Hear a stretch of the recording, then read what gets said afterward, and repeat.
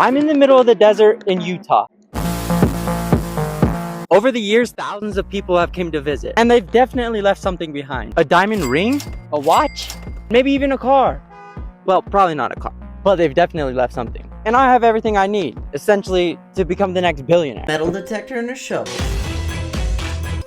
Oops, forgot my batteries. And with my shovel and trusty dusty metal detector, I will be searching every inch of this 100 miles of desert. It's not gonna be an easy task, plain and simple. I honestly might not make it. I'm talking scorpions, heat exhaustion, and thirsts. And with all the hidden treasure and gold, I'm definitely gonna find something. I mean, look at me. I look ready. Starting at Leppy Pass, where literal gold bars were found. And if you couldn't tell with my Harbor Freight metal detector and a little bit of determination, I was well on my way to my first treasure.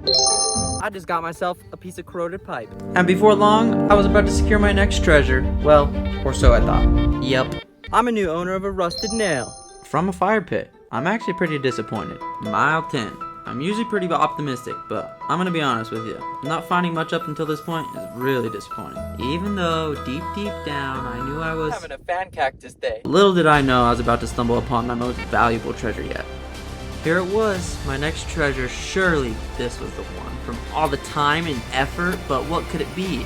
Is it a valuable coin, a piece of jewelry, or the gold?